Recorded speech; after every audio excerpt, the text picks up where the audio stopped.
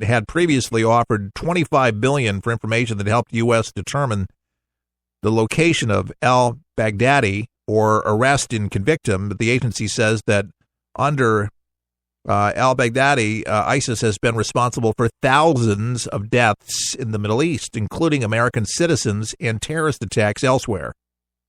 In April, he reportedly avoided capture by Iraqi special forces by escaping through a trap door, and it's believed that the leader has been in hiding. He is known to stay on the move.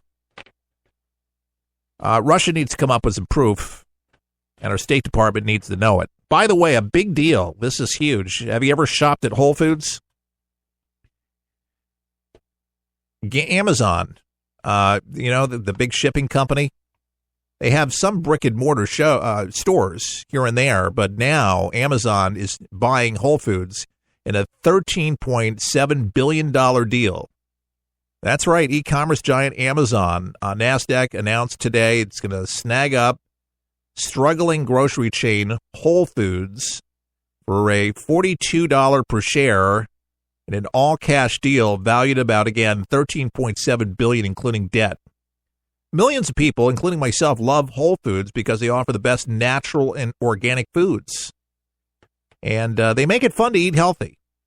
And that's Amazon CEO Jeff Bezos in a statement. Whole Foods Market has been satisfying, delighting, and nourishing customers for nearly 4 decades, and they're doing an amazing job, and we want them to continue.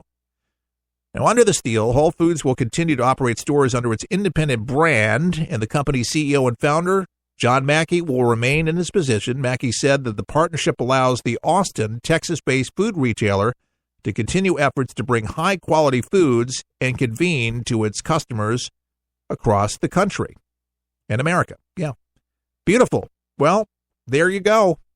There's all sorts of rumors circulating why the deal, but they believe that they are going to give Walmart a real run for their money because it's believed that they're going to be able to drop ship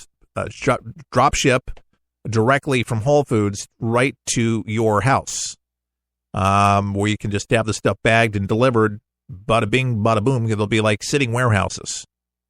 Well, you can still go in, but give Walmart a big run for their money. That's really popular, but people don't have to leave their houses anymore. It'll just be delivered right to your door, or you order the stuff online and you come pick it up in a line or something like that, and then you don't have to go in the store. They just load it into your car, and there you go. And it's a beautiful thing. Folks, we appreciate you tuning in each and every day. Oliver Stone, he's the big filmmaker. I just want to run this little clip here. But he's slamming John Brennan for anti-Trump comments during the transition. And ripping the CIA director, John Brennan, for the intelligence community's hostility towards Donald Trump during his presidential transition. Listen to a little clip of this. Very interesting. It's been told to us by 3 agencies, the CIA, the NSA, and the FBI. It was told to us in January, a few days before Mr. Trump came into office. It was called an assessment, thin.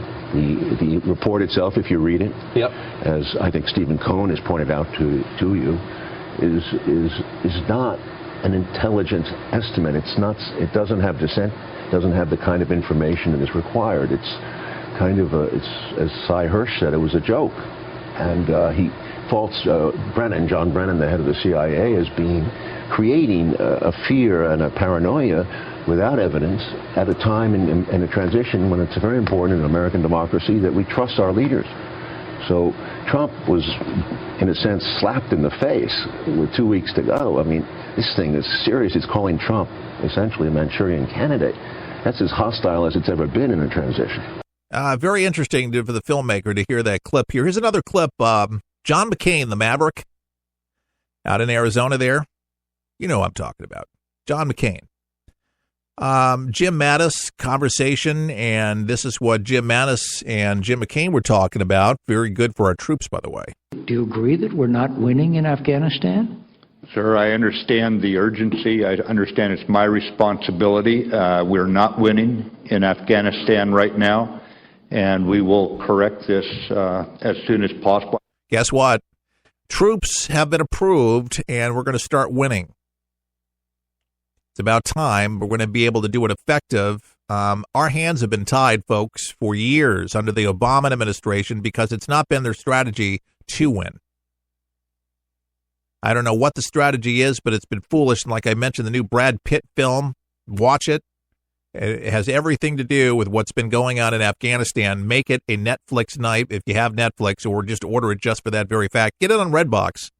But it's incredible. Brad Pitt and that movie, that would have never come out during Obama. It just really is a revelation.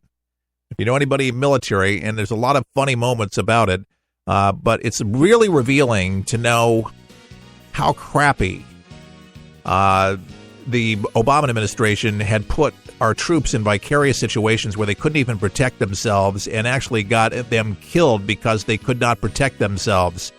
So sad, but things have changed, and I believe for the better. And long term, for the Afghan people to actually have a future. Imagine that. Folks, pray for America and help for the people grow. Would you do that? Become a member today if you haven't considered it already. Maybe today's your day.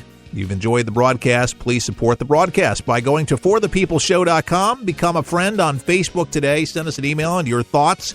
We always like to hear from you, America. I'm Keith Allen, For the People, wishing you a wonderful weekend. See you back Monday. All the best. May God bless.